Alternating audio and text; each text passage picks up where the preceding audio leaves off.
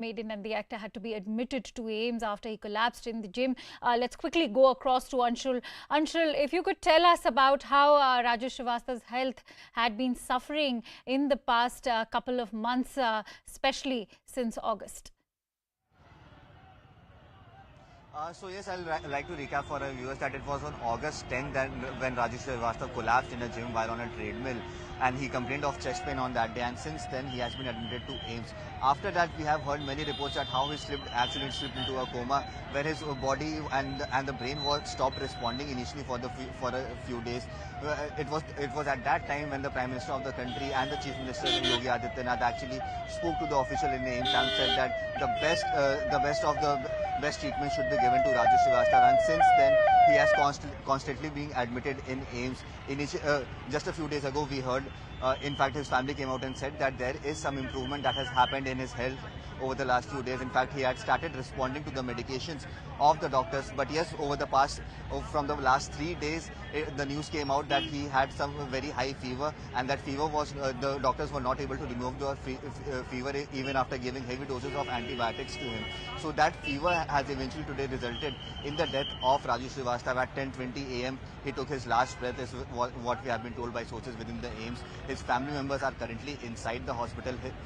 His wife and his nephew is what we have been told are currently inside the hospital, is with the body of Raju Srivastav, and condolences messages have been pouring in since morning. What we are also hearing that some other people might also, other celebrities might also be coming over here in the next few hours to pay their last tributes to Raju Srivastav, one of the first stand-up comedians who actually changed the scenario of stand-up comedy in India. After which we can also see some very heavy spectacle coming out from AIIMS, where supporters of Raju Srivastav could also gather here. So yes, a very, very sad moment for not only for the people of the country, but yes, for the entire comedy scene in India, because he was one of the first pioneers who actually invented this art of stand-up comedy in India.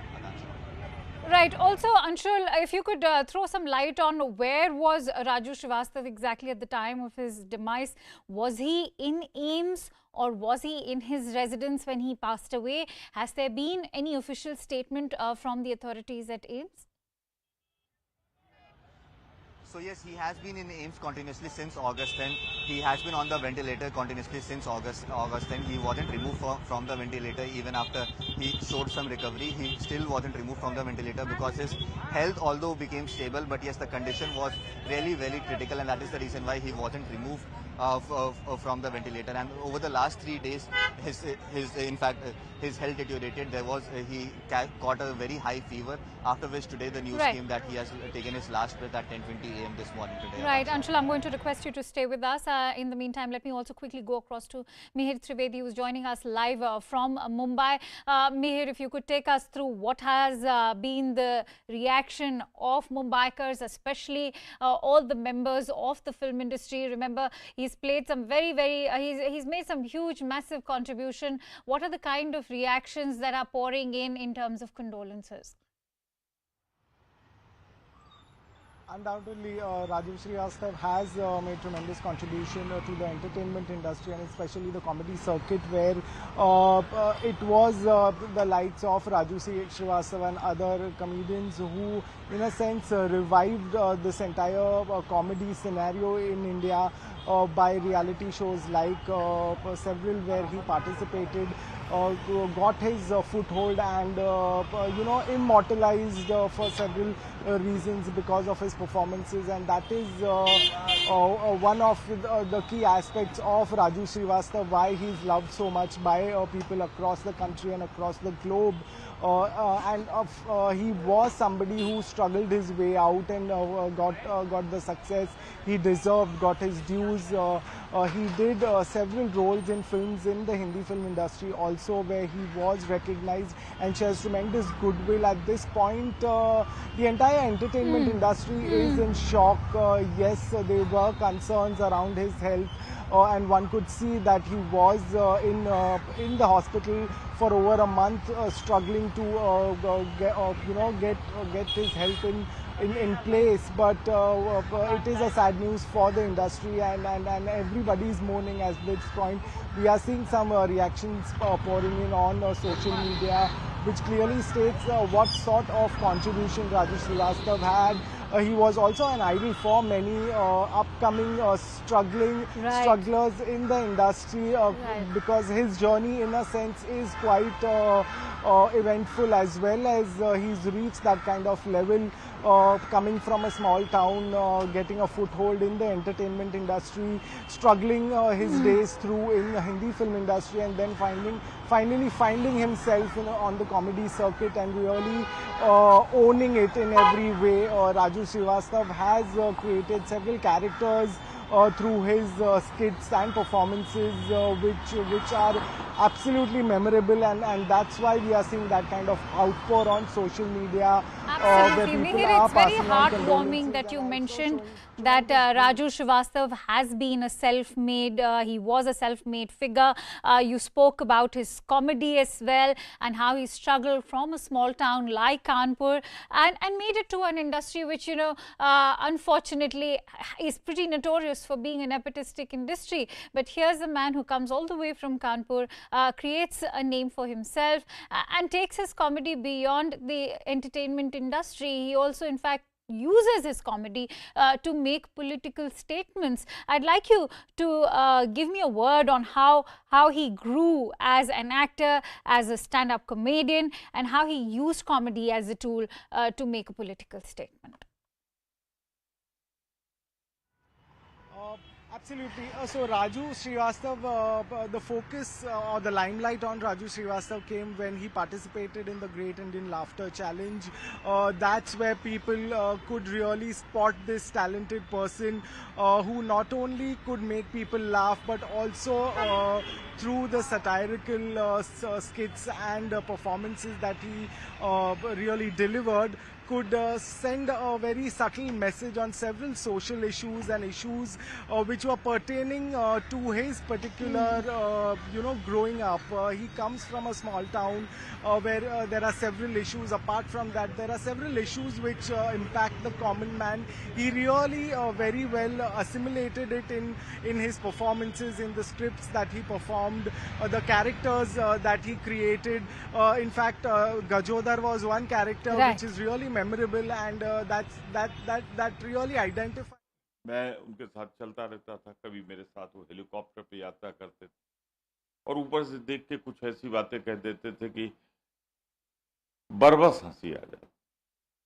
मैं पुनः एक बार अपने मित्र, अपने साथी, अपने पारिवारिक मित्र के प्रति विनम्र श्रद्धांजलि अर्पित करता हूं और कहना चाहता हूं कि आज भारत की हास्य की दुनिया में एक अद्भुत नैसर्गिक प्रतिभा वाला कलाकार। सर, कुछ राजनीति की आपसे बात करना चाहूंगा।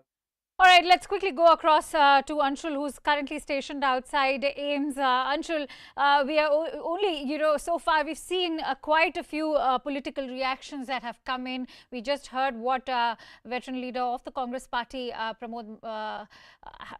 Pramod Tiwari had to say also earlier, heard what Akhilesh Yadav of the SP had to say. It's important to also highlight the kind of impact that Raju Srivastav made in the field of politics. Definitely the kind of impact that he had. In fact, he's one of the pioneers of stand-up comedy, the entire scene of stand-up comedy in India. Today we see the manner in which that the entire stand-up comedy industry is blooming.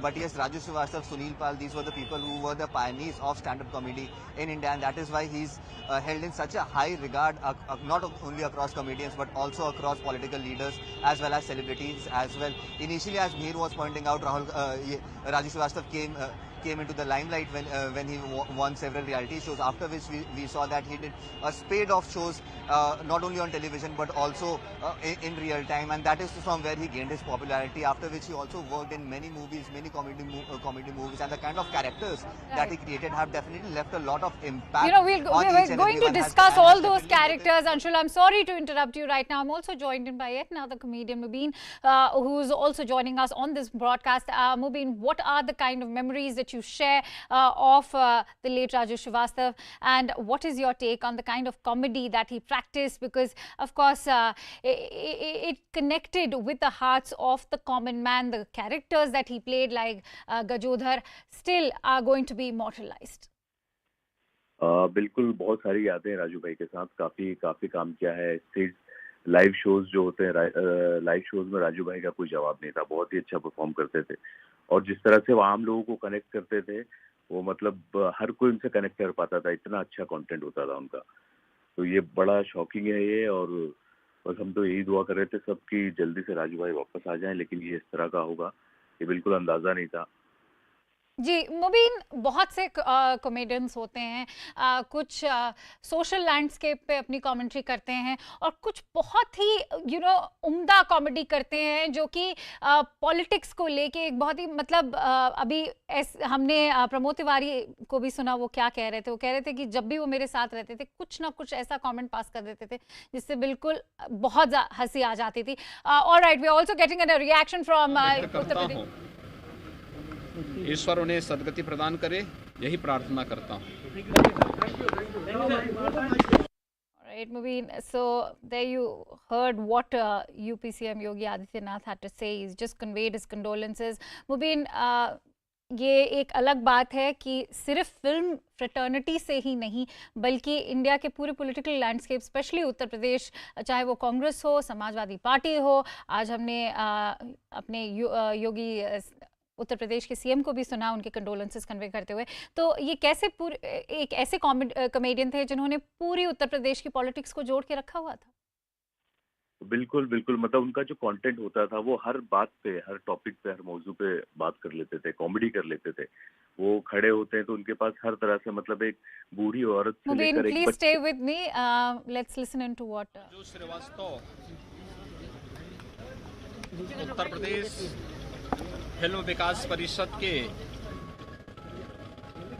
अध्यक्ष के रूप में अपनी सराहनीय सेवा दिए थे। वे एक अच्छे कलाकार थे। जीवन पर्यंत अपनी पीड़ा को दबाते हुए बिना किसी भेदभाव के सबका मनोरंजन करते रहे। आज वे हमारे बीच में नहीं हैं। मैं प्रदेशवासियों की ओर से दिवंगत आत्मा की शांति की कामना करता हूं। शोक संतप्त परिजनों के प्रति अपनी संवेदना व्यक्त करता हूं। ईश्वर उन्हें सद्गति प्रदान करे, यही प्रार्थना करता हूं। I'm also joined in by Mr. Ravi Kishan right now on the phone line. Ravi ji, आपने सुना क्या कहना था योगी आदित्यनाथ जी का? कह रहे हैं अपनी पीड़ा को दबाते हुए सबका मनोरंजन किया राजू श्रीवास्तव जी ने। क्या कहना चाहेंगे? जी, quite right he was. It's quite shocking because एक कलाकार की बहुत सारी भावनाओं से कलाकार गुजरता है जो एक आम आदमी गुजरता है, लेकिन वो हमेशा हंसना है और हमेशा अपने हंसाना है लोगों को। ये अलग, ये क्वाइट शॉकिंग रहा मेरे लिए भी, क्योंकि मेरे 30 साल के एक मित्र को मैंने खो दिया। अभी हम लोगों ने 2 महीने पहले एक मंच साझा किया था, 3 घंटे हम लोग साथ में थे उस मंच पर। और मुंबई में हमने भी छोटे जगह से आके स्ट्रगल करके यहाँ पहुंचे, वो भी एक छोटे शहर से आके यहाँ पहुंचे। तो हम लोगों पड़ोसी भी थे मुंबई में, और उनकी ग्रोथ, मेरी ग्रोथ साथ साथ होती रही। We were growing together, we used to share happiness था, ये था। And he was a very healthy man, he did not smoke, he did not drink, he was quite a fit man. And अभी I was talking to his daughter, he said कि ना पापा recover हो गए अभी, 7% अभी ventilator rate है, and he's opened his eyes. तो मैं सोच रहा था कि he come back and great, God has been kind. But this news in the morning, it just shook me so badly कि हमने ये सोचा ही नहीं था कि we use him in कितनी young age में, इंटरनेशनल ब्रांड, अपने एक अंदाज उनका, एक कानपुरिया अंदाज, एक हिंदी वाला कॉमेडी, और सोलो एक्ट को उन्होंने मंच दिया। This is like it's a big loss to like ये एम्प्टीनेस रहेगा। राजू श्रीवास्तव कई जगह को फिल करना is not possible by anyone now. और मैंने नहीं कभी देखा था कि ऐसी comedians will have good earning and they will have a stand up, world will stand in this country कि स्टैंड अप कॉमेडियंस होते हैं। तो ये प्रथा इन्होंने शुरू की थी।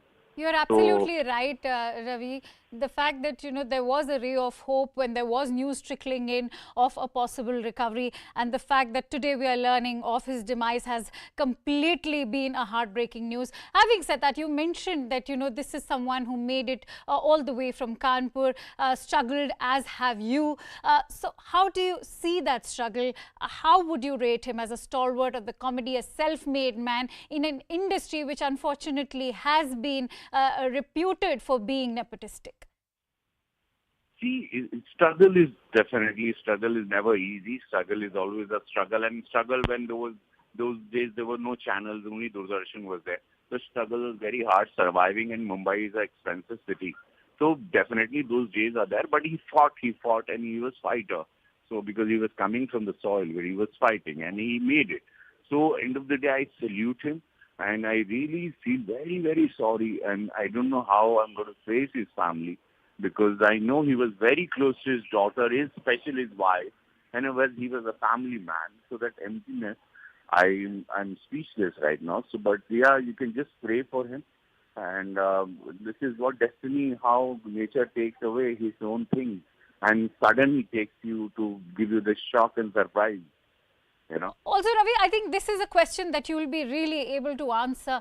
The fact that Raju Srivastava very successfully used comedy as a tool to make a political statement. He used techniques of satire and spoofing, and managed to make a very successful political statement out of the politics which belong to the politics of the Hindi heartland, whether it's Bihar or even Uttar Pradesh.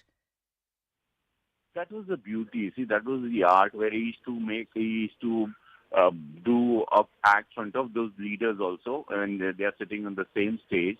With Mr. Bachchan, he used to really copy them very well with his accent, with his, and the people used to still love him because his face was very godly, smiling, and they used to always like him कि नहीं इसके मन में कुछ नहीं है, अरे बोल रहा है. बड़े-बड़े नेताओं के लिए भी अगर उन्होंने कुछ मॉक किया या कुछ वो किया उनको या ड्रिल किया, लेकिन वो कभी किसी ने, I was shared those same munch also, I was also in the same stage, but never no one feel bad, उनको कभी किसी ने कुछ डाटा नहीं, कभी कुछ नहीं किया. So that was that's the beauty he has, जहाँ की लोगों की हिम्मत नहीं होती कि talk about any big leader or senior like Mr. Bachchan. So this is what the way that, and that now I don't think so anyone else can fill this place. What Raju Srivastava is. Absolutely. This place truly belongs to him. Many thanks to you, Ravi Kishan, for sharing your very precious and warm thoughts about Raju Srivastava with us on this broadcast. And with that, let's also take in a word from Deepak Saini, who's also a well-known comedian. Deepak, first, let's celebrate the comedy that was practiced by Raju Srivastava. I'd like you to share your precious memories of the late comedian. देखिए, आज बहुत दुख का दिन है उनके परिवार के लिए भी और पूरे देश के लिए भी, कॉमेडी वालों के लिए भी और राजू भाई के चाहने वालों के लिए भी. मेरी राजू भाई से जो पहली मुलाकात थी, क्योंकि मैं उनसे बहुत छोटा हूँ, 2005 में, मुझे पूरा दिन याद है. 2005 में हमारी दशहरे से अगले दिन रामलीला में एक शो, लाफ्टर शो हुआ, जिसमें हजारों की भीड़. उस समय राजू भाई लाफ्टर चैलेंज से स्टार बन गए थे. हजारों की भीड़, उनका मतलब कोर्ट तक लोगों ने फाड़ दिया था, इतनी भीड़ थी उनको छूने के लिए, उनसे मिलने के लिए. जब स्टार बन पे वो शो आया, तब मैं राजू भाई से पहली बार मिला, क्योंकि मैं वहां से जुड़ा हुआ था उस रामलीला से. तो मैंने उनका ऑटोग्राफ लिया, जो आज भी मेरे पास रखा हुआ है. अपने उसके आई कार्ड के पीछे ही मैंने उनका ऑटोग्राफ लिया था. और मैंने कहा, राजू भाई मैं भी लाफ्टर चैलेंज में आ रहा हूँ. और मैं जब 2 साल बाद फिर लाफ्टर में गया, तो हमारे एपिसोड में गेस्ट बन के राजू भाई आए थे. तो मैंने उनको पूरा वाकया सुनाया. वो सब आंखों के सामने इस समय आ रहा है, याद आ रहा है सब कुछ, कि कैसे हम सारी चीजें छोड़ के लाफ्टर चैलेंज देखते थे, सब कुछ छोड़ के देखते थे. अब तो कोई टीवी का उस समय ऐसा क्रेज था राजू भाई का. अभी मेरी 1.5 महीने पहले भी सबसे एक बात जो उनके बारे में अभी भी स्टैंड आउट करती है कि उन्होंने स्टैंड अप कॉमेडी को किस तरह डिफाइन किया इंडियन कॉमेडी के लैंडस्केप में. क्योंकि अभी तक जितने भी कॉमेडियंस होते थे, उनके लिए सक्सेस का मायना रखता था बॉलीवुड की कोई भी फिल्म, चाहे वो महबूब हो या महमूद हो या जॉनी लीवर हो या कादर खान हो. पर राजू श्रीवास्तव जैसे कॉमेडियंस जब आए हैं इंडस्ट्री में, तो उन्होंने अपनी एक अलग पहचान बनाई. उन्होंने ये साबित किया कि सिर्फ एक मूवी बैक करना ही सक्सेस नहीं है, आप टीवी में स्टैंड अप कॉमेडी भी करके अपनी एक दूसरी आइडेंटिटी बना सकते हो. और उस आइडेंटिटी को बहुत खूबसूरती के साथ उन्होंने यूटिलाइज किया पॉलिटिक्स के अरीना में भी. बिल्कुल बिल्कुल, आपने सही कहा। और वो पहचान कॉमेडियंस की बनी। और वो आप आज देखिए, आज बड़े बड़े सिंगर्स भी कई बार वो पेमेंट उस शो में नहीं ले रहे होते जहाँ कॉमेडियन ले रहा होता। जी कपिल को देख लिया आप, जी है ना। तो ये राजू भाई की। और सबसे एक और जो मुझे सबसे खास बात राजू भाई में लगती है कि आज के समय में कैफे और बार में जो कॉमेडी हो रही है गाली गलौच वाली, राजू भाई ने उसको छुआ तक नहीं, कभी दूर दूर रहते थे उन सबसे। इतनी neat and clean comedy, family comedy, आप पूरे परिवार के साथ देख सको। माइनर ऑब्जर्वेशंस परिवार से, घर से, बारातों से, मतलब हर चीज से। राजनीति में गए तो वहाँ पॉलिटिक्स में भी बहुत बारीक बारीक ऑब्जर्वेशन उन्होंने की, मिमिक्री की नेताओं की। तो ये उनको सबसे बड़ी बात विनम्रता। इतना कुछ होने के बाद भी, इतना पैसा, दौलत, शोहरत, नाम, सब कुछ, यानी कि मुझे नहीं लगता कि पूरी धरती पे राजू भाई कहीं भी खड़े हो जाते तो उनको पहचानने वाले नहीं मिलते। ऐसी कोई जगह दुनिया में होगी नहीं। पूरी पूरी जिन्होंने एक बार उनको सुन लिया, वो इस जन्म में तो उनको कभी भूल सकता नहीं। दीपक, बहुत बड़ी क्षति ऐसी है। ऐसी कोई मेमोरीज शेयर करिए, या फिर कुछ ऐसा उन्होंने आपको सीख दी हो जो आज भी आपके साथ रहती है और हमेशा रहेगी। जी हाँ, ये आपने बहुत अच्छा किया। देखिए, मैं भी क्योंकि नेताओं की मिमिक्री करता हूँ और इस समय सबसे ज्यादा कर रहा हूँ, तो एक बार राजू भाई के सामने मैंने लालू जी की मिमिक्री की। तब उन्होंने कहा ये तो मैं कर चुका, तुम नहीं क्या करोगे।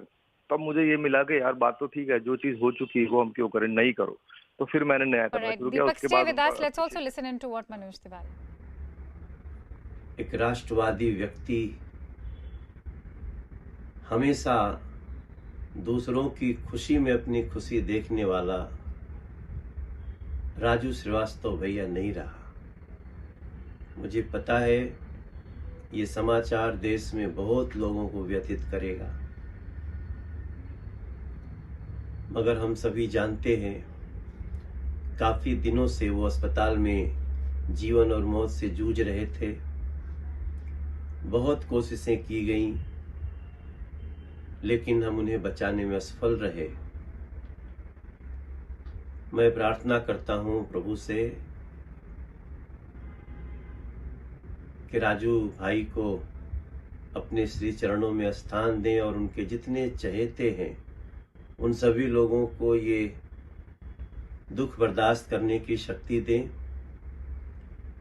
राजू श्रीवास्तव भाई वैसे तो कॉमेडी किंग के रूप में जाने जाते रहे, लेकिन मैं कुछ और भी बताना चाहता हूं साथियों। राजू भाई से हमारा संबंध लगभग 20 वर्षों का संबंध है। पहली बार अमिताभ बच्चन जी के साथ हम उनको मिले थे, और अमिताभ बच्चन जी हों या फिर देश के बड़े बड़े कलाकार, वो सभी लोग राजू श्रीवास्तव जी को बहुत प्यार करते थे, बहुत प्यार देते थे, बहुत सम्मान था। और राजू श्रीवास्तव लोगों के दिलों में समाना जानते थे। कॉमेडी करने वाला एक शख्सियत कितना गंभीर है कि उनकी पीछे कई घटनाओं से आपको पता चलेगा। वो उत्तर प्रदेश में उनको पीछे यूपी फिल्म डेवलपमेंट कॉरपोरेशन का अध्यक्ष बनाया गया था। इस रूप में भी उन्होंने बहुत सेवा करी है, और एक कॉमेडियन होते हुए भी उनकी जो स्टार वैल्यू थी बहुत बड़ी थी। जब जब देश में कॉमेडी की बात आएगी तो सबसे ऊपर नाम राजू श्रीवास्तव जी का लिखा जाएगा। जो कुछ लोग हैं उनमें वो शामिल है। मैं बहुत व्यथित मन से प्रभु से प्रार्थना करता हूं कि हमारे राजू श्रीवास्तव भैया के परिवार को, उनके सभी चाहने वालों को ये दुख बर्दाश्त करने की शक्ति दे। Om Shanti. All right, let's also try and get in a status of the mortal remains of the late comedian Raju Srivastav. And for that, let's quickly go across to my correspondent Anshul Singh, who's currently stationed at AIIMS right now. Anshul, in how much time should we expect the mortal remains to be released? What are you learning in terms of Rajuji's last rites? So yes, not many details have come out as of now, but yes, what we have been told that currently his wife and his nephew are inside AIIMS. They are with the body of Raju Srivastav. They are currently waiting for the procedures to end, and in the next few hours we could expect that more details could trickle in as to how the last rites of Raju Srivastav are going to be carried out, and if the last rites are going to be carried out today itself, because yes, the kind of popularity he had, it definitely says a lot, and definitely a lot of people would like to come and pay their last tributes to this legend. Legend of comedy Raju Srivastav. So yes, we can expect a huge crowd coming over here. Not at AIIMS, but yes, at some other location. So yes, the nitty-gritties of that entire scenes are being as of now. It's what we have been told, and in the next few minutes we are going to get details as when is the body going to be discharged from AIIMS, and from here where it will go. It is expected that it will go to his residence, where the body will be kept for the last respect. So yes, after that they will go ahead and do the last rite. So yes, the nitty-gritties are being decided as of now, and in the next few minutes we are going to get more and more details. Currently his family members, only his wife and his nephew are inside AIIMS. We are expecting more of his family members to come to AIIMS to support his wife, and also his daughter, his very young daughter, who is also going to come to AIIMS, is what we have been told as of now. So yes, those details are going to come out in the near future, but yes, according to sources, we are going to see a huge program being carried out as more and more people are going to come in to give their last respects to this legend comedian Raju Srivastav. Absolutely, and even though the comedian had a huge fan base and a huge base in Mumbai itself, one should now expect his near and dear ones to be coming to the national capital, where it seems like, from what reports are suggesting, that the last rites might be performed in the national capital. As of now, the mortal remains are in AIIMS, as Anshul was pointing out. Anshul, it's also for the benefit of all our viewers who are now tuning in, it's important to talk about how this news has been extremely heartbreaking, especially after when we were learning of his recovery, there was a ray of hope, and today has come as a deep shocker, because the last that we heard of Raju Srivastava was the fact that he was on his way to recovery.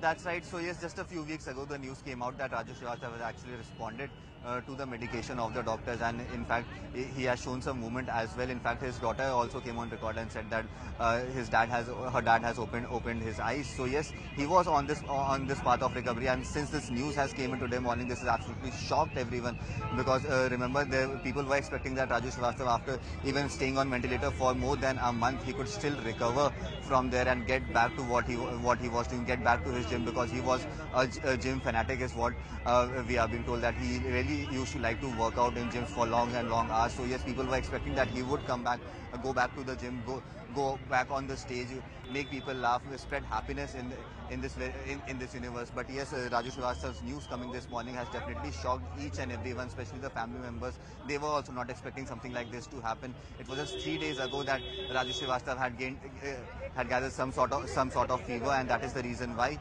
over the past 3 days he wasn't responding to any sort of medication that were given to him by the doctors at that point in time. And this morning we got the news that suddenly his brain also stopped functioning, his heart stopped functioning even after he was on ventilator. Anshul, stay with us. I'm also joined in by Mr. Hansraj Hans on the phone line.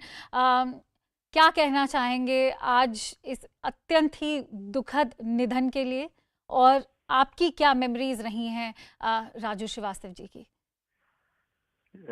कहना पड़ेगा, लेकिन कहने के लिए ऐसे मौके पे अल्फाज शब्द साथ नहीं देते। हमारा प्यारा दोस्त, कुलीग, शो बिजनेस में भी और पॉलिटिक्स में भी हम मिलते रहे। इतना प्यारा इंसान, इतना प्यारा आर्टिस्ट, गॉड गिफ्टेड। और जहाँ से वो उठे थे, छोटी सी जगह से, वहां से उठ के पूरी दुनिया पे छा जाना कोई आसान काम नहीं है। उसने खुद इतना संघर्षमयी जिंदगी जी के अपना नाम बनाया था। जब जिंदगी की समझ आती है तो भगवान बुला लेता है। क्या उम्र थी, छोटी सी उम्र, 58 ईयर अभी हुई थी शायद, तो चले गए। बहुत तकलीफ के है, उनका कोई अल्टरनेटिव नहीं है, उनका बदल नहीं है कोई, एक ही था राजू जी। हंसराज जी, जो देखने को मिल रहा है कि फिल्म इंडस्ट्री से तो कंडोलेंसेस आ ही रहे हैं, पर जितने पॉलिटिकल रिएक्शंस और जिस तरह के कंडोलेंसेस आए हैं बहुत बड़े दिग्गज नेताओं से, चाहे वो बीजेपी या रविशंकर प्रसाद हों, जेपी नड्डा जी हों या योगी आदित्यनाथ ही क्यों ना हो, पर he is someone who cut across party lines. हमने सपा से भी अखिलेश यादव का रिएक्शन सुना, प्रमोद तिवारी जी का कांग्रेस पार्टी से रिएक्शन सुना। किस तरह की इनकी जो ओवरऑल जो छवि थी उसके बारे में क्या कहना चाहेंगे, एक ना ही सक्सेसफुल कॉमेडियन के तौर पे बट एक सक्सेसफुल पॉलिटिशियन के तौर पे भी? हाँ जी, शो बिजनेस में भी वो कामयाब थे और जब शो बिजनेस में थे तो मेरे साथ भी काम किया उन्होंने और बीच बीच में आइटम्स करते थे। उस वक्त स्टार्ट ही किया था, मेरा पीक टाइम चल रहा था, तो जब पहली बार देखा तो कहने लगे जी ये अमिताभ बच्चन साहब का करेंगे। तो मैंने उनको गौर से देखा, थोड़ा सा डाउट हुआ, लेकिन जब मेकअप करके ड्रेसअप होके स्टेज पे गए ऐसे लगा जैसे अमिताभ बच्चन साहब ही आ गए हैं। उसके थोड़े अरसे बाद मैं डाइवर्ट हो गया, पॉलिटिक्स में आ गया। तो एक दिन देखा ऑल ऑफ सडन वो बस्ता डाले हुए नेशनल कार्यकारिणी बीजेपी की थी, वहां आए और प्रधानमंत्री जी ने भी उनको खास तवज्जो दी। मुझे बहुत अच्छा लगा कि यहाँ आम लोगों में उनका नाम है, इस लेवल के लोग भी उनको इतना प्यार चाहते थे। तो सबका लॉस, सारी दुनिया का लॉस हुआ। हमने एक बहुत प्यारा मित्र खो दिया। जी, पूरी दुनिया का ही लॉस है ये। हमसे बात करने के लिए बहुत बहुत धन्यवाद Hansraj Hans. On that somber note, it's time to slip into a quick break. Indeed, this is a huge tragic day for the entire nation as it's lost one of the gems of comedy and someone who proved his mettle not just in the field of entertainment but politics too. We'll be back after a quick break with more news and updates on the other side.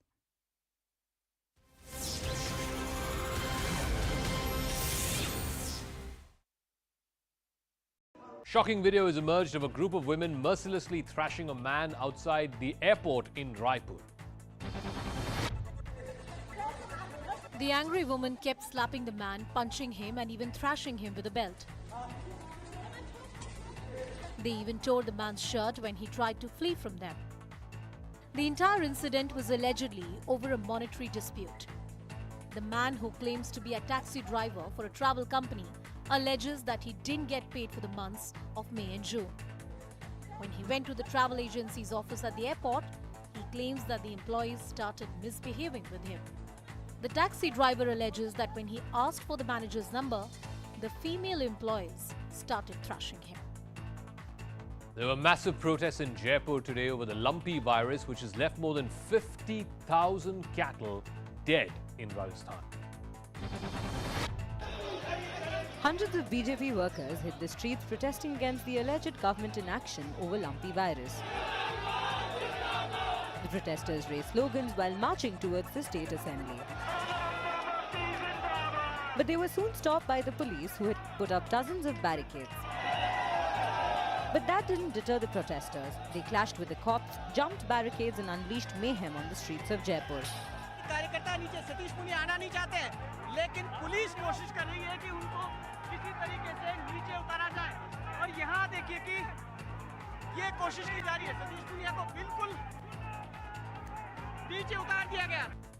Lumpy disease has killed over 57,000 cattle in Rajasthan and affected another 11 lakh. Chief Minister Ashok Gehlot has urged the centre to declare lumpy disease as a national calamity. The Popular Front of India leader Abu Bakr Siddique was arrested in connection with the killing of an RSS leader SK Srinivasan in Palakkad in Kerala in April this year. 27 people who were either workers of PFI or linked or affiliated groups have been arrested so far in this particular case. In a major crackdown, Karnataka police have arrested 2 suspected terrorists in Shivamoga. They allegedly have links with ISIS. A third terror suspect has also been identified, but he's currently absconding. The accused have been booked under UAPA. The Indian Air Force is all set to retire the squadron that Wing Commander Abhinandan Vartman was a part of when he was downed by a Pakistan F-16 jet back in 2019. The sword of arms, one of the 4 remaining MiG-21 squadrons, will be retired. The number 51 squadron is set to be retired by the end of this month. The remaining 3 squadrons of the MiG-21s will be phased out by 2025. The MiG-21 jets were inducted into the Indian Air Force over 4 decades ago. Many such aging MiG-21 planes were lost in crashes over the years. 4 construction workers were killed after the boundary wall of a high-profile residential society in Noida collapsed today. Drain cleaning work was being carried out by the workers hired by the Noida authority. That's when the boundary wall of a residential township came crashing down. 4 construction workers were crushed to death. Bulldozers were passed into service to pull out the other workers trapped under the debris. This is the wall that had collapsed. This is being said to be a boundary wall of Jalvayu Vihar residential complex in Noida sector 21. It was around 9 AM that the police received information that a wall has collapsed. Gautam Budh Nagar MP Dr. Mahesh Sharma rushed to the spot to inspect the rescue operations. It is a matter of investigation, and whatever investigations reveal, definitely they will be penalized. A subcontractor who supplied laborers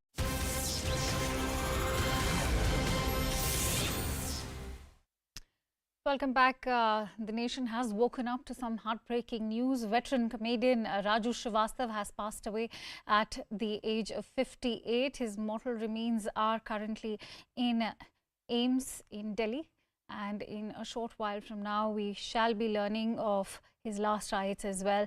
For more details, let's quickly go across to Anshul, who is stationed at AIIMS Hospital with more details.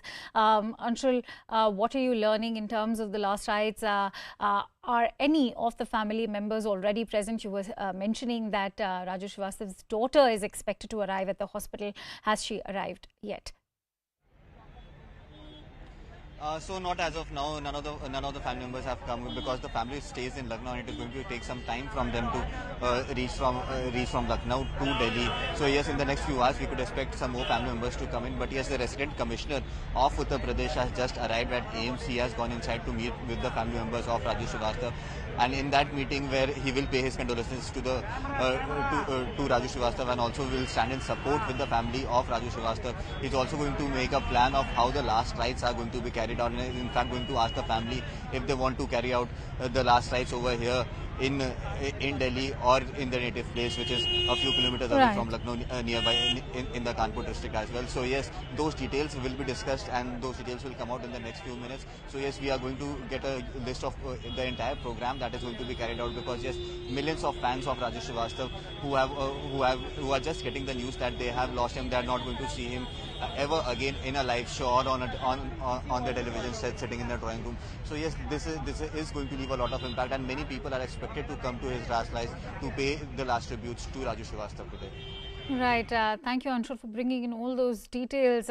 Let's also listen into the political reactions that have poured in from Uttar Pradesh, and that includes Uttar Pradesh CM Yogi Adityanath as well, and Congress veteran leader Pramod Tiwari. Let's also listen into the condolences that have poured in, and with that we take a quick break as more news and updates await your attention.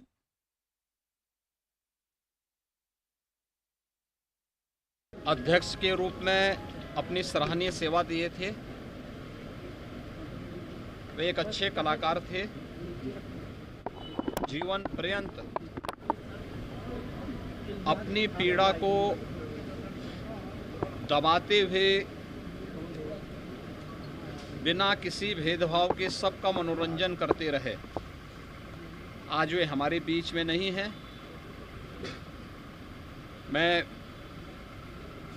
प्रदेशवासियों की ओर से दिवंगत आत्मा की शांति की कामना करता हूं।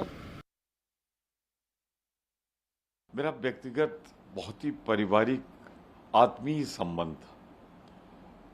उनके निधन की इस खबर से डर तो लगता था, कभी भी हो सकता है, परंतु ईश्वर से यही प्रार्थना हम लोग करते थे कि ये जो लगभग असंभव है इसे संभव कर दो, परंतु भाग्य को कुछ और मंजूर था।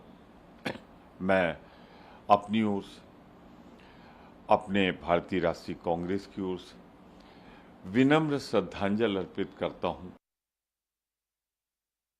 बहुत ज्यादा दुखी हूं, इसलिए क्योंकि वो एक ऐसे कलाकार थे जो बहुत वर्षों में होते हैं और भारत में इस तरह का कलाकार कोई दूसरा हुआ भी नहीं। मैं ईश्वर से प्रार्थना करता हूं कि उनको, उनकी आत्मा को शांति प्रदान करे और मेरी प्रार्थना उनके परिवार वालों के साथ, उनके सारे फैंस, उनके सारे प्रशंसकों के साथ है जो सारी जिंदगी उनके हास्य को सुनते रहे और उसका आनंद उठाते रहे।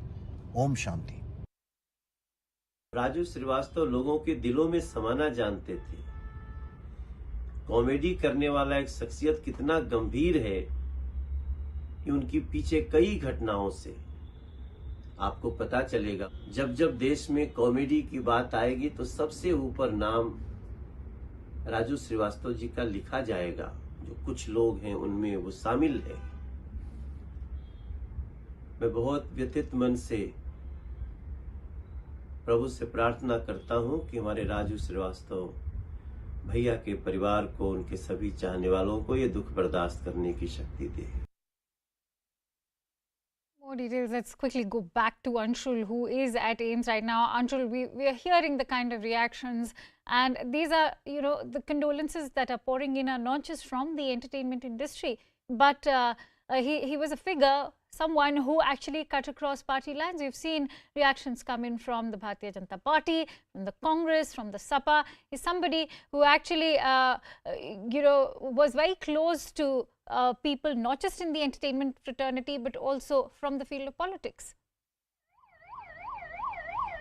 Definitely, as we were talking, that Raju Srivastava was actually the pioneer of stand-up comedy in the country, and that is the reason why we are seeing all his fans, be it from the film industry or from the political background as well, all are coming out and sharing their condolences, because he was someone who had created his space across political lines. In fact, he had also fought a few elections as well from a political line. But yes, no one has any sort of complaints or grudges against Raju Srivastava because of the kind of personality that he was, the kind of comedy that he used to do, harmless comedy without offending anyone at that day and age when it was very, very new, and people, as we know, that people get offended very easily, and Raju Srivastava surviving in the industry for so many years, in fact going ahead and motivating a huge number of stand-up comedians who we see today.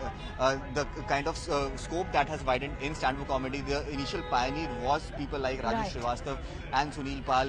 These were the people who invented this art of, or in fact discovered this art of stand-up comedy in the country, and that is the reason why we are seeing the condolences messages coming in from across party lines, not only from political leaders but also from the film industries and his co-comedians as well, because he was the kind of person who gained that respect from each and every one of them, and that is the reason why we are seeing that we are expecting that a huge program would be conducted in which his last rites would be carried out, because millions of his fans who have been listening Raju Srivastav since their childhood, since many years, approximately from the last two and a half decades, they have been listening to Raju Srivastav, enjoying his comedy. They'll be coming to pay their last respects, to pay their last tributes to Raju Srivastav for one last time.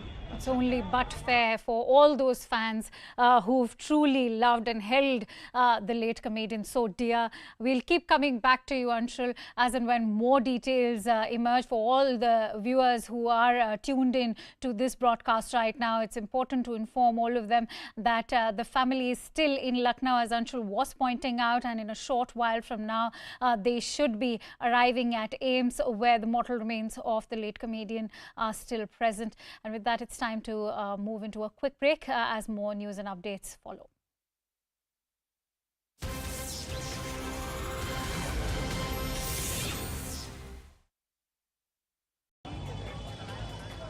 This is the wall that had collapsed. This is being said to be a boundary wall of Jalvayu Vihar residential complex in Noida sector 21. It was around 9 AM that the police received information that a wall has collapsed.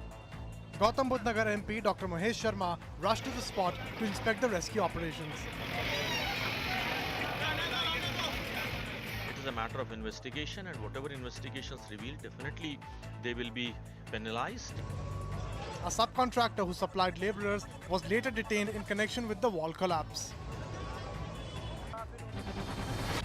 Gujarati film Chelo Show has been chosen as India's official entry to the Best International Feature Film category at the Oscars. The film had premiered at the Tribeca Festival last year. It's won multiple awards across international film festivals.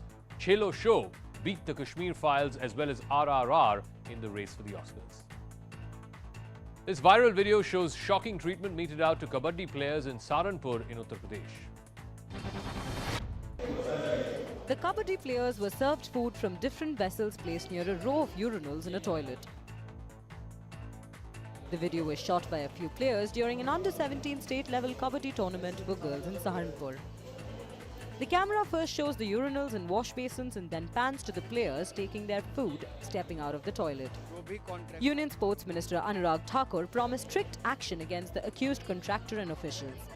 जो भी contractor आरोपी होगा और जो भी अधिकारी इस पर है उसके ऊपर कड़ी से कड़ी कार्रवाई करने के लिए कहा है और उस कॉन्ट्रैक्टर को भी भविष्य के लिए ब्लैकलिस्ट करने के लिए निर्देश दे दिए। The opposition targeted the Uttar Pradesh government over the incident.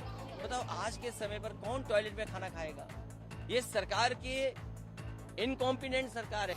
And after the videos went viral, the state government has suspended Saharanpur sports officers. Hurricane Fiona dumped torrential rain on the Dominican Republic after triggering major flooding in Puerto Rico and widespread power blackouts in both the Caribbean islands. Authorities have warned that the hurricane is still strengthening and life-threatening, as well as catastrophic flooding and mudslides are possible. Fiona was packing wind speeds in excess of 150 kilometers an hour.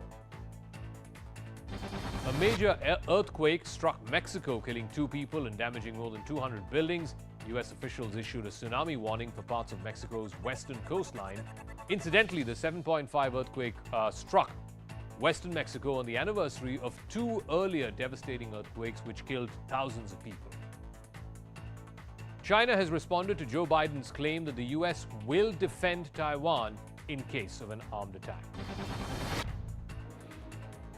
China said it reserves the right to take necessary measures aiming at culling secessionist activities in Taiwan. Beijing warned Washington to handle the issue carefully and not send wrong signals to Taiwan's secessionist forces. China's stern comments are a response to US President Joe Biden confirming that his forces will defend Taiwan in the event of a Chinese invasion. But at the same time, Biden reiterated his commitment to the One China policy that the US has been following for years. The recent visit to Taiwan by US House Speaker Nancy Pelosi put the One China policy on test. China responded by carrying out unprecedented military exercises near Taiwan, which included launching ballistic missiles, air sorties, and live fire drills. Now, the United States will arm Taiwan with cutting-edge weapons to fend off China. This is to better delay, degrade, and deny the PLA's advances. Taiwan will get long-range precision strike capabilities. The United States will give tactical ballistic missiles as well as HIMARS, the rocket launchers which the US used to provide integrated air and missile defense systems. Anti-ship, land attack cruise missiles will also be provided to Taiwan. Canadian Prime Minister Justin Trudeau has sparked fury among Britishers for... Welcome back. We're getting in some big breaking on some international news coming in on the Ukraine-Russia war front. We're now learning that Russian President Vladimir Putin has said that he will use all means at his disposal, to sign a decree on partial mobilization. The decision has been made to protect the motherland. That's what Vladimir Putin had to state. This is the big update on the Russia-Ukraine war. Remember, there was a memorandum also to be struck as far as Donbass is concerned, and amidst that news, we're now learning that Vladimir Putin has signed a decree on partial mobilization.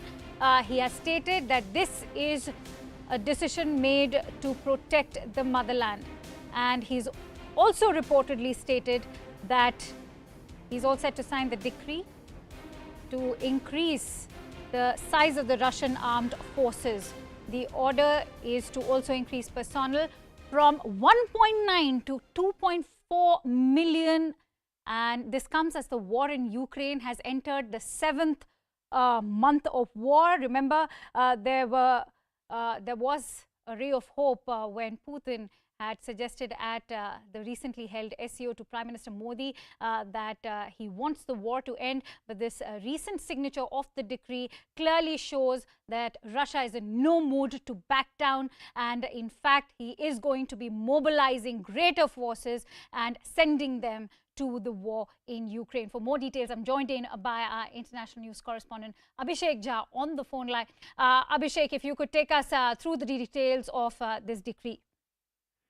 So we know that this President Putin has announced that they will be conducting this referendum in Donbas region, and that will be in an apparent move to make this region part of larger Russia.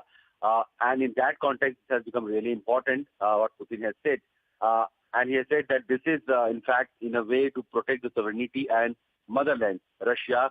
However, the world has expressed its own condemnation and concern about this coming referendum that is being held in those parts which have been, which are now under the captivity of Russian forces, especially Kharkiv, Zaporozhye, and those Donbas region. And whether the world is actually concerned that if this referendum happens, will a Crimea-like situation would be repeated when in 2014 Russia had forcibly annexed Crimea from Ukraine and made it a part of larger Russia. So that is a major concern that is currently looming large over the world. Yeah. You know, Abhishek, what actually stands out right now as far as this decree is concerned, I'll say it is a silent admission of Russia losing ground in Ukraine, because remember, just days ago we learnt of how Ukraine was regaining its territories, whether it was in northeast of Kharkiv or Kherson in south. The fact that he's now going to replenish his army is also a silent admission that Russia has been losing ground in Ukraine. So, in fact, Russia has started all this special military operation, in the words of Russian authorities, just to protect the ethnic Russians living in the region of Donbas. So in that context, the special operation that Russia has launched, they have achieved certain amount of success in that. And the latest referendum, that if that also comes into place and that also happens, then the larger motive of Russia will be satisfied to a greater extent. However, talking about the conflict that has now spread across Ukraine, where even the Kyiv, the capital city of Ukraine, is also come under Russian attack, and the Russian territories have also been attacked from the Ukrainian side. The war has escalated in a way that Abhishek, I'm sorry to interrupt. I'm running short of time, and with that, we'll have to quickly take a short break as we return with more news and updates. Thank you so much.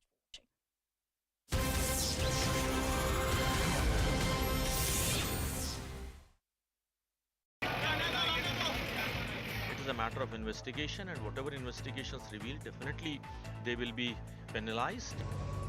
A subcontractor who supplied laborers was later detained in connection with the wall collapse.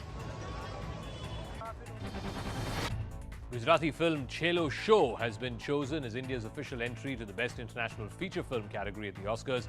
The film had premiered at the Tribeca Festival last year. It's won multiple awards across international film festivals. Chelo Show beat the Kashmir Files as well as RRR in the race for the Oscars. This viral video shows shocking treatment meted out to kabaddi players in Saharanpur in Uttar Pradesh. The kabaddi players were served food from different vessels placed near a row of urinals in a toilet.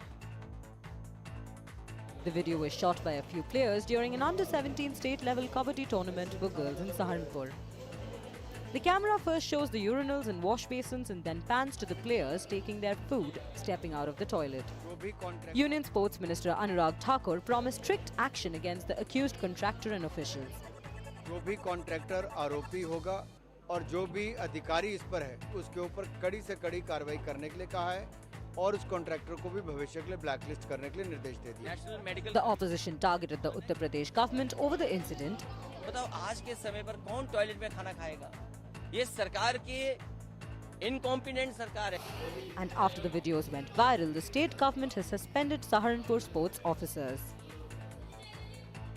Hurricane Fiona dumped torrential rain on the Dominican Republic after triggering major flooding in Puerto Rico and widespread power blackouts in both the Caribbean islands. Authorities have warned that the hurricane is still strengthening and life-threatening, as well as catastrophic flooding and mudslides are possible. Fiona was packing wind speeds in excess of 150 kilometers an hour. A major earthquake struck Mexico, killing 2 people and damaging more than 200 buildings.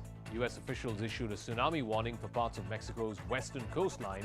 Incidentally, the 7.5 earthquake struck western Mexico on the anniversary of 2 earlier devastating earthquakes which killed thousands of people. China has responded to Joe Biden's claim that the US will defend Taiwan in case of an armed attack.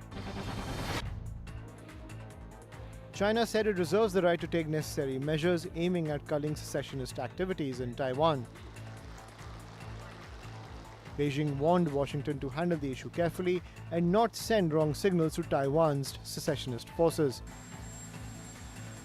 China's stern comments are a response to US President Joe Biden confirming that his forces will defend Taiwan in the event of a Chinese invasion. But at the same time, Biden reiterated his commitment to the One China policy that the US has been following for years. The recent visit to Taiwan by US House Speaker Nancy Pelosi put the One China policy on test. China responded by carrying out unprecedented military exercises near Taiwan, which included launching ballistic missiles, air sorties, and live fire drills. Now, the United States will arm Taiwan with cutting-edge weapons to fend off China. This is to better delay, degrade, and deny the PLA's advances. Taiwan will get long-range precision strike capabilities. The United States will give tactical ballistic missiles as well as HIMARS, the rocket launchers which the US used to provide integrated air and missile defense systems.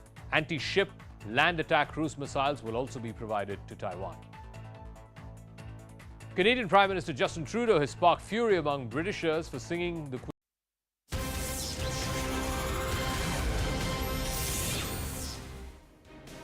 Arun, welcome and thank you so much for staying with CNN News 18. I'm Rihatul Siddiqui. Straight to news from Karnataka. Now, just a week after protests against the BJP-led Karnataka government over Hindi Divas celebrations, now Chief Minister Basavaraj Bommai has said that the government will bring in a law to make Kannada mandatory in the state. The Kannada Language Comprehensive Development Bill is aimed at introducing Kannada as the medium of instruction in institutions and creating job reservations for Kannadigas. Companies that do not give first preference to Kannadigas in jobs will not be eligible for SOPs and for SOPs, I beg your pardon, and incentives. In fact, the bill is expected to be passed in the ongoing monsoon session. And while the language tussle grows, the Bommai government's decision is also being touted as discriminatory by many critics. So this is something that is coming out of the state of Karnataka. Remember, very close on what happened when the announcement of Hindi Divas celebrations were made. Very close on the heels of that. This is the Karnataka government's move to promote Kannada in the state. Now, what has happened is the Bommai government has announced that first preference will be given to Kannadigas or the domiciled citizens who speak the language, the Kannada language in the state when it comes to jobs. And if companies are seen flouting these norms, that is, in fact, they will not be eligible for SOPs and other incentives.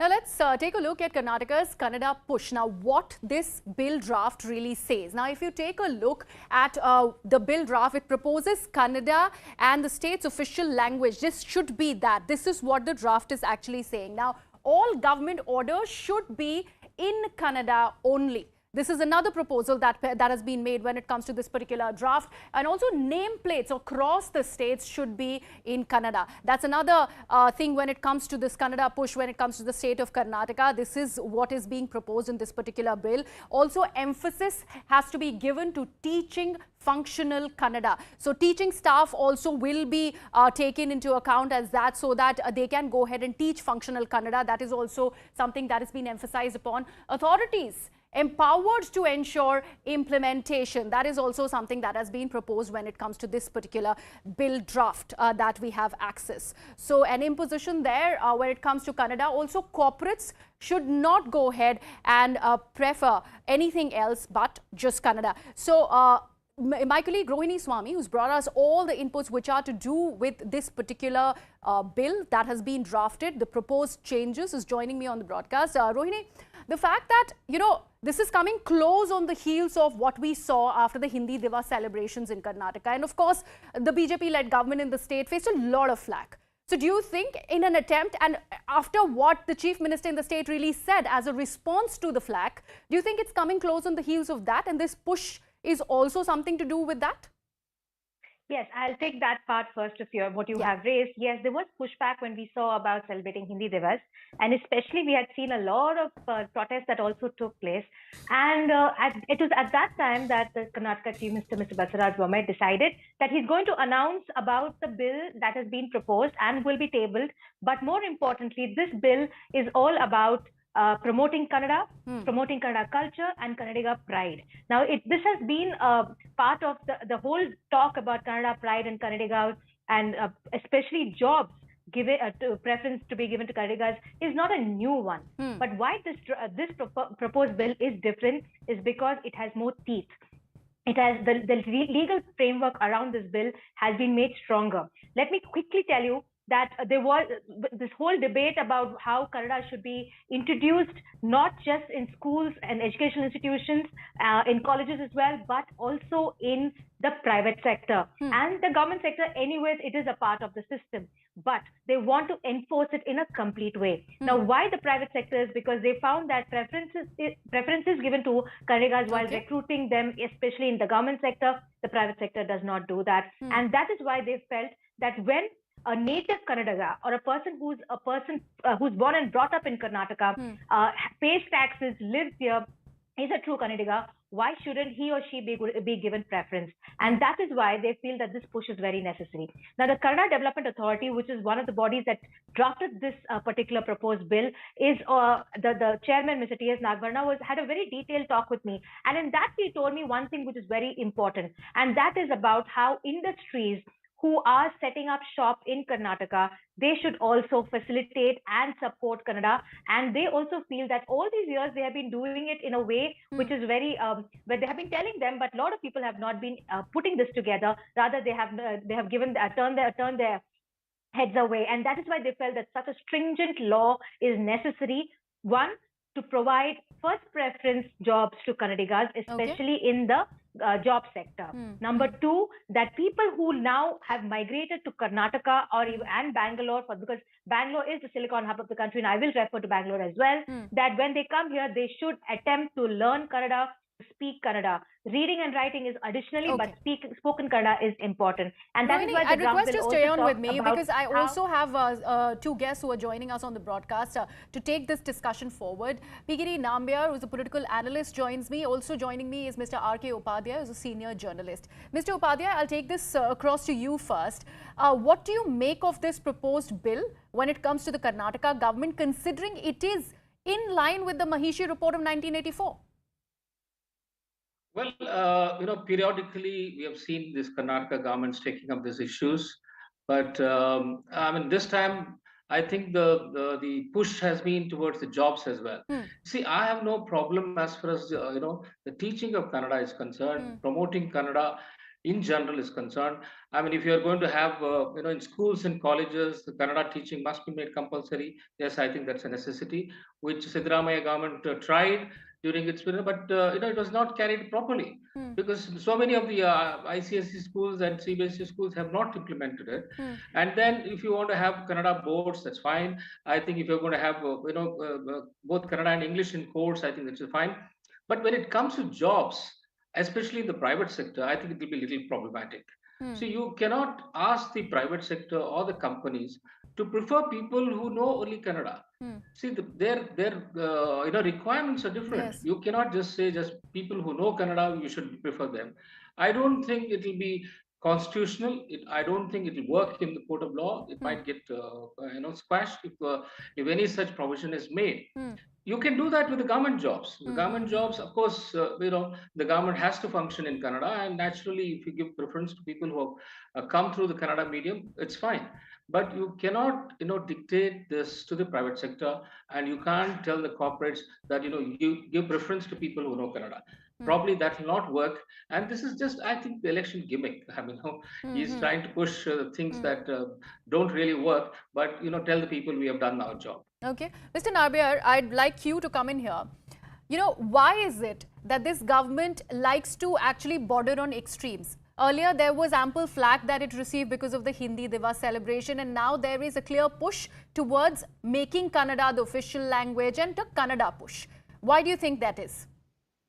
I don't think that there anything wrong in making Kannada as an official language in all across, because it's at the end of the day it's Karnataka, and Kannada is one of the oldest language which has got one of the most closest to the Sanskrit, and I belong to the very close by to the neighboring state. So, and let me tell you, Karnataka is also one of the states which has got multiple languages like many other states. Karnataka has got to Tulu, Kurgi, Konkani, many other languages are spoken in Karnataka. So, but I think I have a point here that making private enterprises also needs to be choosing people who are localized, who only speak Kannada. So then if that way, if you say that tomorrow you tell Infosys that you start coding only in Kannada, that may not really work. Yeah. That may be a little extreme, I do agree. But in the meantime, in a country which has been created states with the on the linguistic base, I think giving importance to a language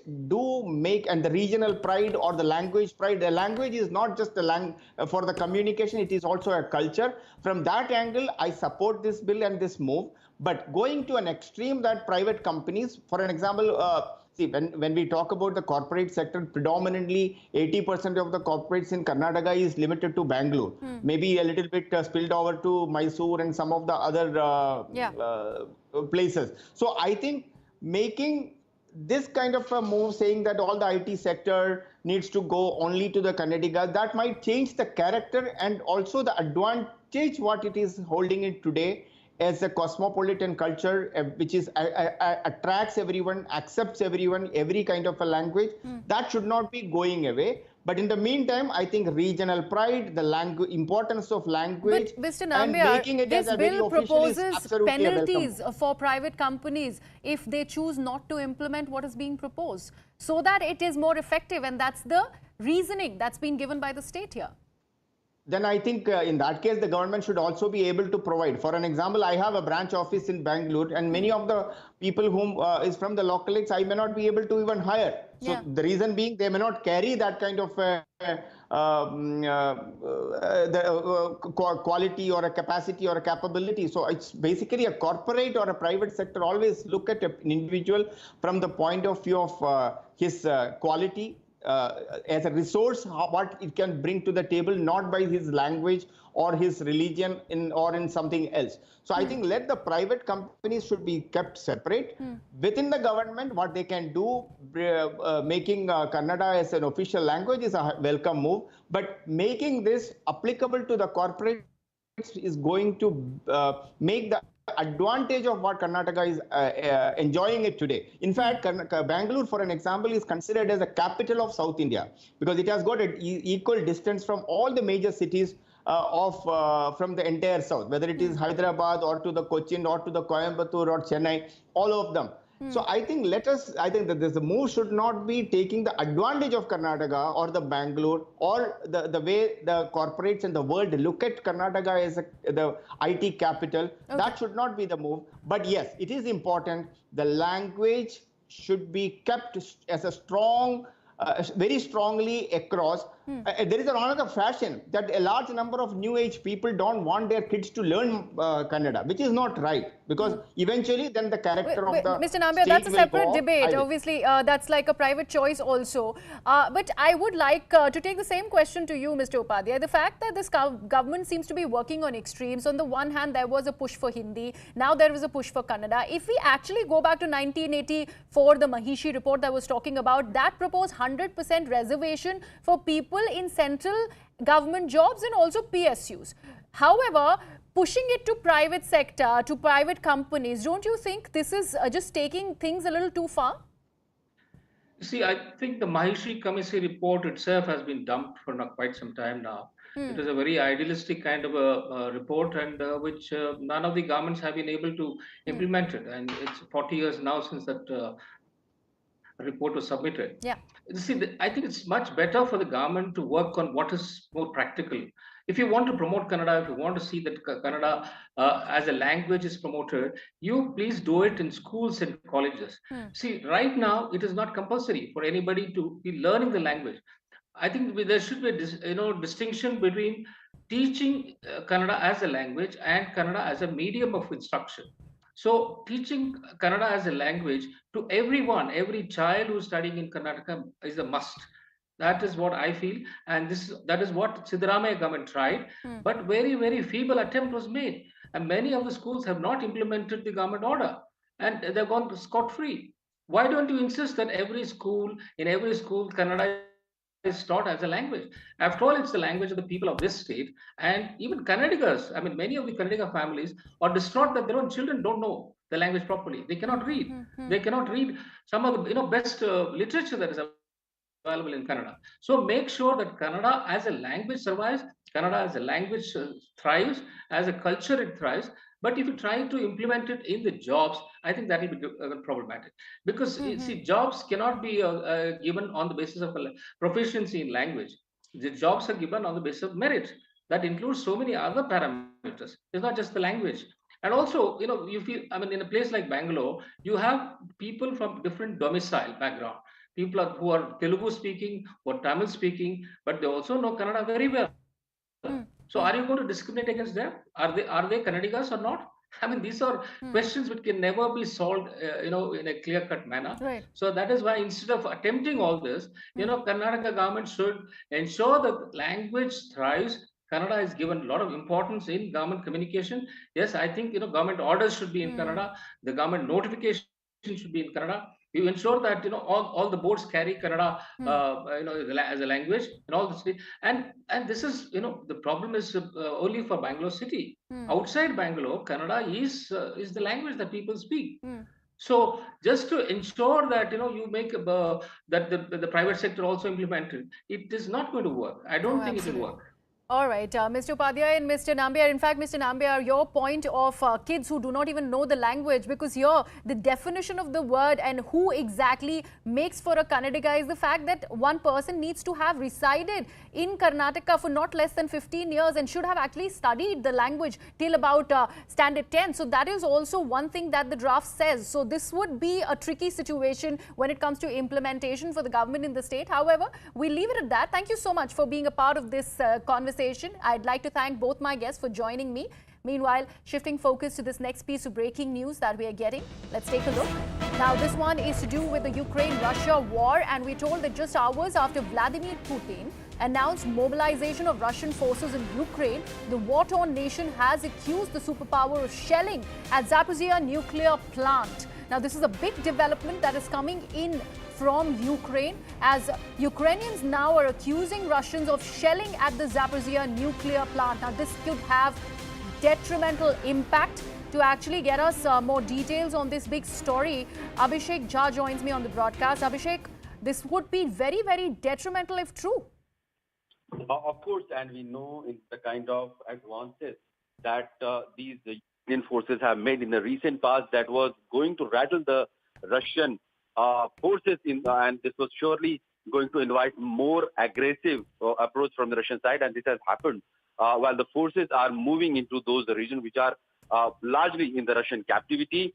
Russian government has also announced that they will be conducting a referendum whether the region or the people of these region would want to make it an independent region and want to mix with the Russian broader Russian nation.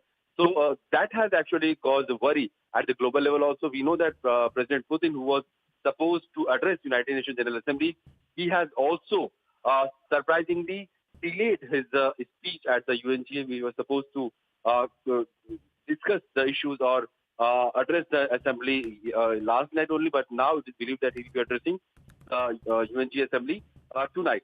So probably he was trying to buy some time before he could announce this major military action or the remobilization of troops in those regions. Also, Abhishek, there were reports earlier which said that the Zaporizhzhia nuclear plant had begun to actually resume power after the initial shelling by the Russian forces. So this, of course, this fresh shelling report will, of course, have damaging impacts when it comes to Ukraine, if at all it's true. And you talk about the mobilization of the forces that Putin really wants. Do you think this is, of course, a brazen attempt in the wake of making and claiming Russia to be a superpower in front of a United States of America, for that matter? See, this Zaporizhzhia nuclear power plant could be a bargaining chip because we know that nobody in this world in his sanity would like to destroy or create some trouble around a nuclear power plant, which can go wrong in multiple ways. But at the same time, since this plant has largely under the captivity of Russian forces, Russia has always tried to make it a point that the Ukrainian forces are trying to disturb the plant, and this may go bad and the region can have nuclear disaster. So now when this Zaporizhzhia region would be going for referendum, probably since the Russian forces are also there, so we can assume the results could go in favor of Russia, because so many people have also been forced to leave those places who have supported Ukraine. So largely those people who are living there are Russia or the Russians who are living in that area.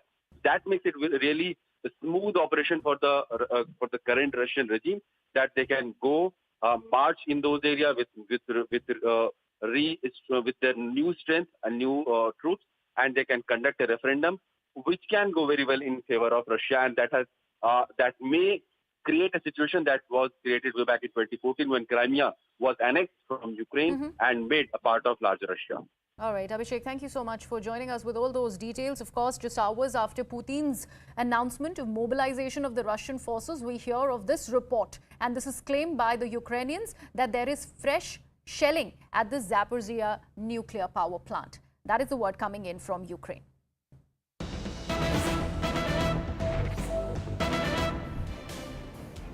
Now it's on to another piece of breaking news that we are getting. Ratan Tata has been appointed as the chairperson of the PM Cares Fund, which is an initiative that is launched by the central government during the pandemic.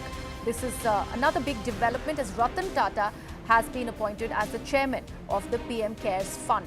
Remember, PM Cares Fund is something that the opposition has always spoken about as to where is the regulation and what authority really talks about the money that is coming vis-a-vis the PM Cares funds. Now we are getting to know that Ratan Tata is appointed as a chairman. We would have to see, about this appointment and the decision that has been made, because we do know that the Prime Minister had chaired a meeting of the Board of Trustees of the PM Cares funds.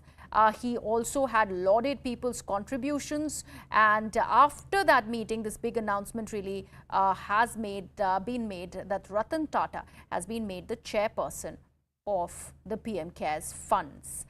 We remember that Prime Minister Modi had chaired this Board of Trustees meeting just some time ago, and after that we are getting to know that it is Mr. Ratan Tata's name as the chairperson that's come out. My colleague Pallavi joins me on the broadcast for more. Yes, Pallavi? Yeah, so basically there's a PM Cares Trust which we know has been set up, and the Prime Minister just held a meeting a short while back. And the PM Cares Trust is essentially, the purpose is to work for larger perspective in responding to emergency and distress situation, relief assistance, and so on and so forth. The chairperson, of course, interestingly has been made, Ratan Tata has been made, and Ratan Tata, we know, has a huge experience, checkered history, and also someone who is deeply respected as a member of the Tata family, whether it's in the corporate sector, aviation sector, and in contribution to welfare measures in the country. Whether it's post-COVID times, whether we are talking about experience, whether we are talking about mitigation purposes, capacity building, relief assistance, all these are the main factors for which the PM Cares Trust has been set up, and in which Ratan Tata is expected to play a very critical role. Absolutely. Big honor there for Ratan Tata in a major move by the Government of India, as he has been made the chairperson of the PM Cares Fund. Shifting focus now, this is to do with the row over the survey of unrecognized private madrasas in the state of Uttar Pradesh. Now, the Yogi Adityanath government in the state is gearing up for a survey of Waqf properties in the state as well. The Uttar Pradesh government is planning to take back the government and public property that has gone to the Waqf over the years. Now, the government has even struck down an earlier order that was issued by the state government in the year 1989. The order meant that the barren or the non-agricultural land could be transferred to the Waqf board for Eidgah. In fact, a time of 1 month has been given to the authorities to prepare the report on the same. Meanwhile, the opposition parties have now hit out at the Yogi Adityanath government for targeting the Muslims in the state.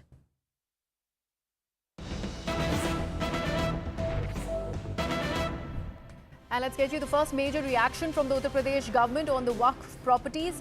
UP government has stated that the Waqf property survey is for the benefit of poor Muslims. In fact, the government stated that the ones opposing it are those who do not want welfare for all the poor Muslims in the state. Furthermore, the government has also claimed that a lot of complaints have come to the fore on mafia taking over the precious Waqf land.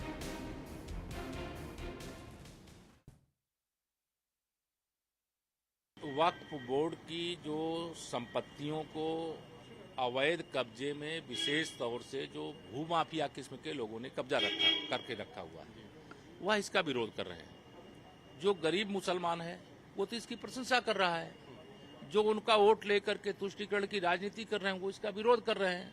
कभी मदरसे के सर्वे होते हैं तो उसका विरोध करते हैं, कभी वक्फ बोर्ड की कोई संपत्ति पर कोई अवैध कब्जा किया उसकी जांच हो रही उसका विरोध करते हैं। हमारी सरकार का एकमात्र मकसद है, इसके बाद ये घड़ियाली आंसू बहाने वाले लोगों को मैं यह मानता हूं कि यह अपनी राजनीतिक जमीन खो चुके हैं। जब मुकदमा जनता की अदालत में जाता है वहां उनको धूल चाटना पड़ता है।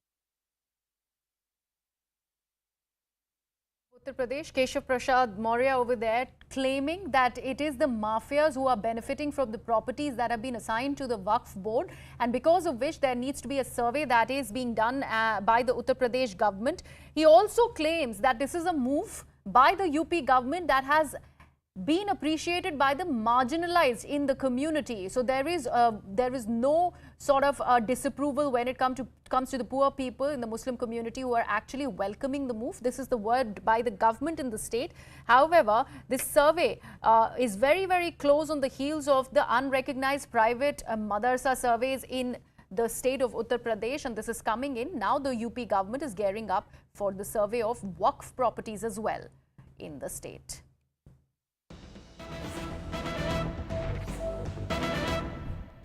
More breaking news pertaining to the same story.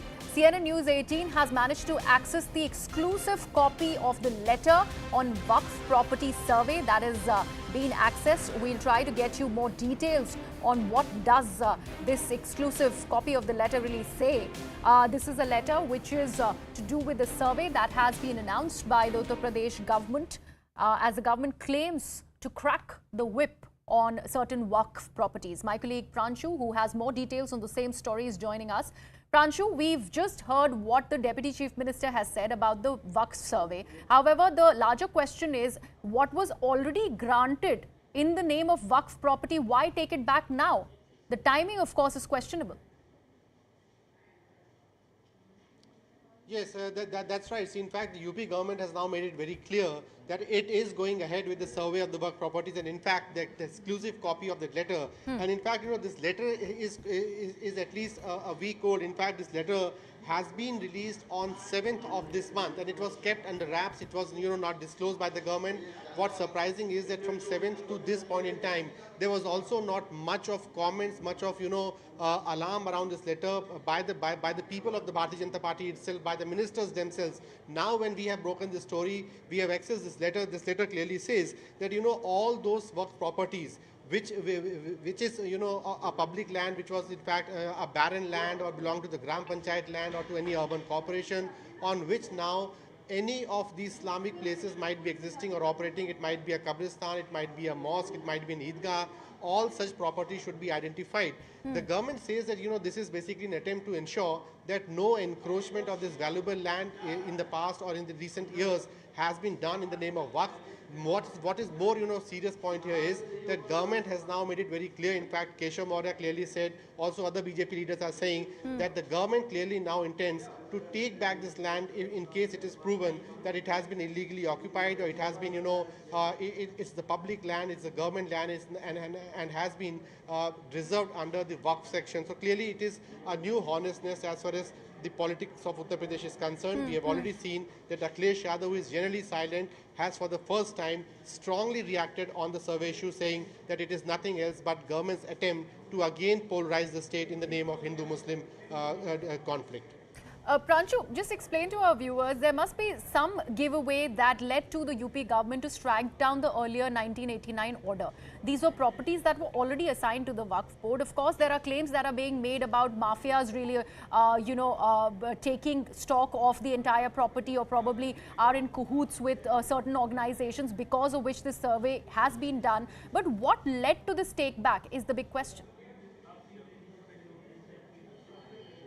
Yes, the government says that this is not out of any major intent to, take back all the Waqf land or interfere as far as the minorities' affairs of conducting or managing the Waqf properties is concerned. Government's argument again is that there were complaints of irregularities as far as management of the Waqf properties is concerned. There were serious complaints about, prime properties being encroached, pushed to different use. Apartments have been built, commercial complexes have been built on properties belonging to the Waqf board, and therefore government said that this exercise has been done. But then again, let us remind the viewers that every time such a drive is done, even in the case of the madrasa survey, the argument was that it is basically being done to improve the infrastructure quality of the madrasas, an argument which the opposition is not ready to buy. Same is the argument in the case of Waqf properties, that we are doing this survey to remove the anomalies as far as the management of the Waqf properties is concerned. But it clearly seems that the reason that government has diluted or dissolved in 1989 Act, that clearly means that government also intends to take back the possession of such prized land, if so the situation, or if so the situation so demands for, and that's the reason why 1989 Act of transferring the public property to the Waqf board, that has been dissolved, and now a survey has been initiated. Going by the letter, it seems that the deadline for this survey to be completed in UP across districts is 7th of October, and after that we'll see probably the government giving the exact details of how many of such properties have been identified, with which the government feels the possession should be taken back from the Waqf board to the custody of the government itself. All right, so Pranshu, nearly a fortnight is what is the time that is given. Stay on with me. This next piece of breaking news which we are bringing for our viewers is on the same story. Like Pranshu just mentioned, now Akhilesh Yadav, the Samajwadi Party chief, has hit out at the BJP-led government in the state. He has gone on to ask if the dream of achieving that $1 trillion economy can be done by such surveys. That is the big question that Akhilesh Yadav is putting. Let's take a look. हम सर्वे के खिलाफ हैं, सर्वे नहीं होना चाहिए, और इस सरकार को केवल हिंदू मुस्लिम में उलझाना है। जो लोग दावा करते हैं $1 ट्रिलियन इकोनॉमी की, ये बताएं कि $1 ट्रिलियन की इकोनॉमी क्या मदरसों में सर्वे होने से हो जाएगी? जो लोग $1 ट्रिलियन इकोनॉमी की बात करते हैं, क्या मदरसों में सर्वे से $1 ट्रिलियन इकोनॉमी उत्तर प्रदेश की हो जाएगी? Pranshu, that essentially is going to be the attack of the opposition when it comes to the Uttar Pradesh government. This seems to be a targeting of one community, and that needs to be that seems to be the unanimous voice when it comes to the opposition. Yes, that's right. And as you know, as we were discussing, we have rarely seen political parties like Congress or Samajwadi Party responding on such issues close to the heart of the minority community. On the madrasa survey, very specifically, we have seen AIM chief Asaduddin Owaisi reacting, BSP chief Mayawati responding, but Akhilesh Yadav is speaking for the first time. The question was asked about the Waqf board. Akhilesh probably didn't hear the entire question, but his basic sense was that you talk about the madrasa survey, you talk about the Waqf survey. His basic allegation is that this is being done to actually fan the communal polarization in the state, and that's the reason why he's saying that this is how the government wants to receive the achieve the $1 trillion economy. But the point here is that now in this battle of attacking the BJP on the survey issue, we can clearly say that now even the Samajwadi Party has joined that opposition voice, and it's Akhilesh Yadav who is launching this attack against the state government, against the Yogi government. All right, Pranshu, thank you so much. In fact, we have reactions that continue to trickle in on this big story. Let's listen in. Akhilesh ने अभी कहा है, we asked him upon the survey issues, the ongoing madrasa survey and the Waqf board survey. नहीं, देखिए अखिलेश जी को सर्वे से कोई problem होनी नहीं चाहिए, क्योंकि वो सांप्रदायिक राजनीति के वो एक वो भी राजनेता है तो इसलिए वो इस दिशा में काम कह रहे हैं। मगर सर्वे करने से लोगों को और वहाँ पे जो सहूलियतें हैं वो सहूलियतें सबको मिलेंगी, तो उसका स्वागत करना चाहिए, ना ही विरोध करना चाहिए। कांग्रेस की जब सरकार थी 89-88 में, उन्होंने उस वक्त प्रॉपर्टी का कह दिया था जहां आपने कब्जा कर लिया वो आपका हो गया, और जिसका भी कब्जा किया वो प्रूव करेगा ये मेरी जगह है, वक्त तो नहीं प्रूव करना है। तो ये इस तरह से उन लोगों ने कब्जा करना शुरू किया और हत्याना शुरू करा, उसको रोका गया है। उस लॉ को चेंज करते हुए उसको अब बेहतर किया गया है। कि जितने भी मदरसे के संचालक हैं और जो बड़े बड़े धर्मगुरु हैं, सबने इसको सराहना की है कि इसको होने से हम लोग रेगुलराइज होंगे और बच्चों को पढ़ाई करने के और अवसर मिलेंगे, सुविधाएं मिलेंगी, और सरकार पूरी तरह से प्रदेश के सभी बच्चों की उच्च कोटि की शिक्षा प्रदान करने के प्रतिबद्ध है। समाजवादी पार्टी डिरेल्ड हो चुकी है, उनके पास न नीति, न एजेंडा है, न कहने को कुछ बचा है। माफिया मवालितों को इकट्ठा करना, उनको पुष्पित पल्लीभूत करना उनका ही ध्येय है। इस कारण जनता उनसे लगातार दूर होती जा रही है। वक्फ संपत्तियां बड़ी महत्वपूर्ण हैं। वक्फ तो खुदा की संपत्ति है, इस पर न किसी को कब्जा करने का हक है और न ही किसी को खुर्द-बुर्द करने का हक है। सरकार ने बड़ी साफ मंशा से इसकी सर्वे कराना प्रारंभ किया है, पहले से भी आदेश हमने दिए हुए हैं, क्योंकि वक्फ संपत्तियों